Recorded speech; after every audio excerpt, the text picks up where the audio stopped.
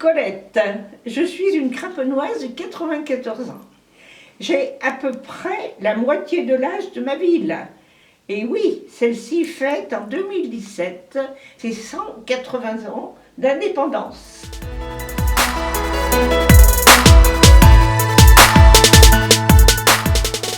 C'est en 1828 que les Craponnois obtiennent leur indépendance religieuse, puis leur indépendance administrative en 1836. Le premier maire, François Boisrivant, est nommé le 8 mai 1837. Craponne ne compte alors que 150 maisons ou fermes et 874 habitants. Les soucis d'une commune toute nouvelle commencent. Il s'agit de construire une école, une maison commune, et les maires suivants auront la charge de développer Craponne. Moi, c'est Oscar, j'ai 10 ans, j'habite à Craponne et je suis en CM2. Avec mes copains, on se retrouve souvent sur la place André-Marie Perrin pour aller faire du vélo. En octobre 2016, j'ai été élue maire des enfants et j'adore participer au développement et à l'animation de ma ville. Dis Colette, c'était comment Craponne avant ? Moi aussi, j'ai été élue au conseil municipal. C'était en 1956 et j'y suis restée pendant 24 ans. J'ai d'ailleurs bien connu Madame André-Marie Perrin, qui a été la première adjointe du maire, Pierre-Auguste Roiret. À cette époque, la place qui porte son nom n'était qu'un vaste marécage entouré de bistrots et de jeux de boules fréquentés par les blanchisseurs. Les blanchisseurs ? J'en ai entendu parler. On est même allé visiter la Platte au bord du Liseron avec l'école. Tu étais blanchisseuse, toi aussi, Colette ? Moi, non. J'étais sage-femme. J'ai parcouru les monts du Lyonnais pour aider les femmes à mettre au monde leurs enfants. Ma sœur jumelle était repasseuse. Je me souviens, l'été, on ne voyait que des draps qui séchaient au vent sur les terrains de Craponne.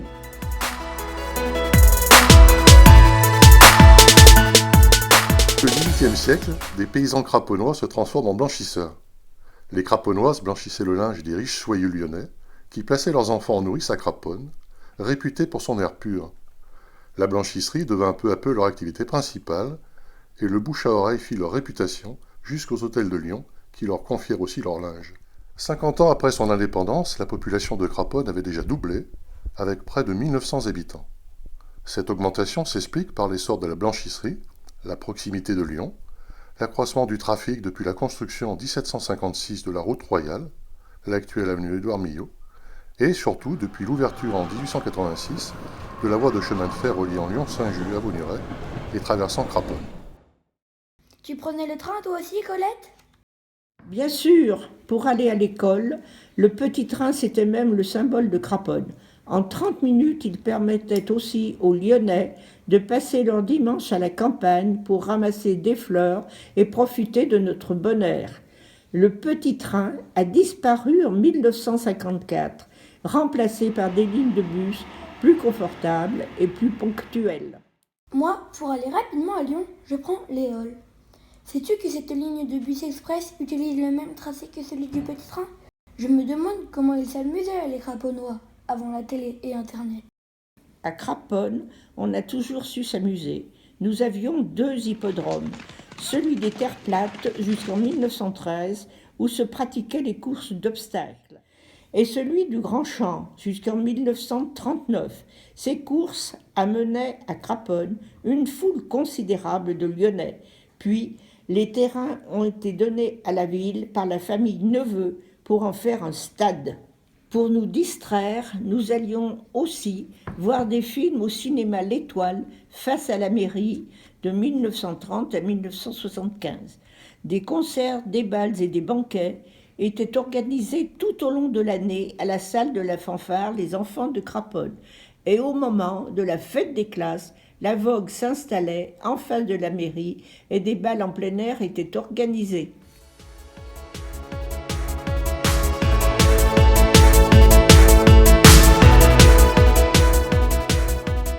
Réactivées en 1967, les classes ont toujours été une tradition à Craponne. Depuis 50 ans, elles cimentent les générations à travers une amitié quasi indéfectible. Afin de conserver l'esprit de fête, le même programme est respecté chaque année au mois d'avril. Remise des chapeaux et cocardes, défilés avec chars et fanfares, messes, bals populaires. Entre conscrits de même classe, on se tutoie sans distinction sociale. On s'épaule en cas de difficulté. Conscrit un jour, conscrit toujours, dit-on. Moi aussi, j'ai défilé pour mes 10 ans dans les routes de Craponne. Avec mes copains, on a terminé la fête au bal organisé à l'espace Rébuffat, avec un bel orchestre. On s'est tous donné rendez-vous dans 10 ans, pour fêter ensemble nos 20 ans à Craponne. De tout temps, la ville a proposé de nombreux lieux de rassemblement aux Craponnois. Ces 40 dernières années, suite à une forte augmentation de la population, les municipalités successives ont su moderniser les salles existantes et construire de nouveaux équipements modernes et fonctionnels. Une bibliothèque a vu le jour en 1978, dans l'aile droite de la mairie, à la place d'une classe de l'école maternelle. Les technologies évoluant, elle a été remplacée en 2011 par la médiathèque L'Odyssée, qui a été installée en centre-ville, plus proche des commodités.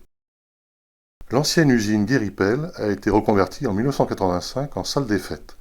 Elle a été nommée la salle Gaston Rébuffat, du nom du célèbre alpiniste. Elle a été entièrement reconstruite en 2013 pour devenir l'espace Rébuffat, un lieu festif et modulable qui accueille les grandes manifestations locales et associatives. Quant à l'espace culturel Éole, qui accueille des concerts, des conférences, de la danse, du théâtre et du cinéma tout au long de l'année, il fêtera en 2018 ses 25 ans. Avec l'école, on va souvent au cinéma et on organise nos spectacles de fin d'année à l'espace Rébuffat. Pas besoin de prendre le bus, tout se fait à pied, en vélo ou en trottinette à Craponne.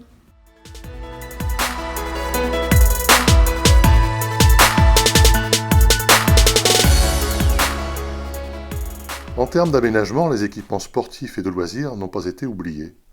Construction d'un skatepark en 2006, du stade de foot Charles Trévoux en 2010, du complexe multisport Olympie en 2012 et du stade bouliste Antoine Guichère l'année suivante. La ville a aussi créé des cours de tennis couverts tout en rénovant les anciens. Le mur d'escalade sera aussi rénové et le dojo sera transféré dans la future extension d'Olympie, prévue en 2018. Par ailleurs, la vie associative est dense avec plus de 70 associations qui bénéficient de ces infrastructures. Les Craponnois aiment se retrouver lors des fêtes organisées tout au long de l'année et les événements sont nombreux. Les temps forts ont aussi jalonné ces 10 dernières années. Les 20 ans du jumelage en 2009, les 100 ans du PLC en 2010, les 100 ans de l'ASC Foot en 2016. C'est dans ces moments-là en particulier que les Craponnois montrent qu'ils sont unis. En plus d'être dynamique, Craponne a su conserver son côté champêtre. Sais-tu, Oscar, que près d'un quart de la commune se trouve en espace naturel protégé? Cela signifie que les bords de nos deux rivières, l'Iseron et le Ratier, ne sont pas constructibles. Tant mieux, car j'adore me balader avec ma famille en pleine nature, surtout lorsqu'elle est juste à côté de la maison. Ces deux rivières ont toujours été très importantes pour le développement de Craponne. Elles ont permis aux paysans d'irriguer leurs terres, puis aux blanchisseurs de laver le linge. Aujourd'hui, elles sont propres et entretenues et elles restent les poumons verts de la commune.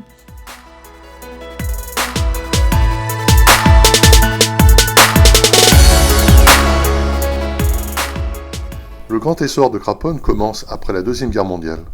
La blanchisserie artisanale amorce son déclin. La machine à laver domestique arrive peu à peu dans chaque famille. Les mentalités changent.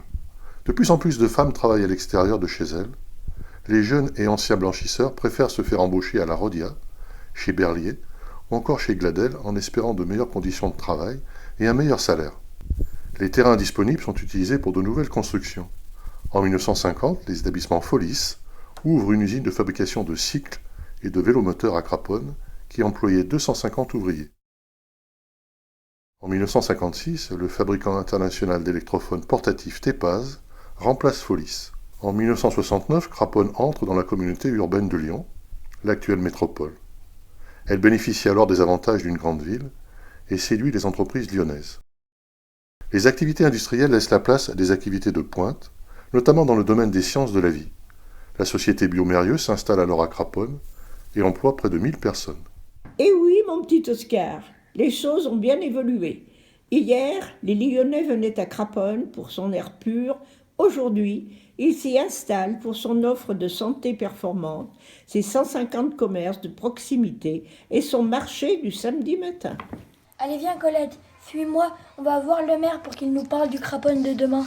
Bonjour Colette, bonjour Oscar. Eh bien oui, nous fêtons cette année les 180 ans de l'indépendance de Craponne qui, autrefois, comme vous le savez, appartenait à Grésy-la-Varenne. Donc c'est l'occasion pour moi de remercier tous les anciens maires, tous les élus qui ont fait partie, Colette, et tous les bénévoles qui les ont aidés à faire passer notre ville d'un petit village il y a 180 ans à une petite ville aujourd'hui, très animée, puis par son commerce, on a 150 commerces, par ses entreprises, la plus grande étant Biomérieux, donc le tout représentant quand même 4000 emplois à Craponne. Alors, quel est mon objectif principal? C'est bien vivre ensemble. Que toutes les personnes, quel que soit leur âge, soient concernées par la ville, ils trouvent leur épanouissement. Alors ça commence déjà par les bébés, c'est l'accueil de la petite enfance. Eh bien là, on est équipé, et on est très bien équipé, d'après la CAF, en lit, en accueil pour les petits-enfants. Ensuite, eh bien, c'est les scolaires. Là aussi, on n'a pas de problème. Hein. On a 3 écoles publiques, on a une école privée, on a un collège. Eh bien, donc, qu'est-ce qu'il nous faut? C'est qu'on a créé un environnement favorable pour les études. Dans les écoles qu'on a rénovées, qu'on a rendues plus accessibles. Et puis, deuxièmement, pour l'enseignement, on est équipé en ordinateur et en tableau numérique toutes les classes. Les personnes âgées, bien là aussi, on les accueille dans une résidence, la résidence Saint-Exupéry, qui est très sympathique, en plein cœur de la ville.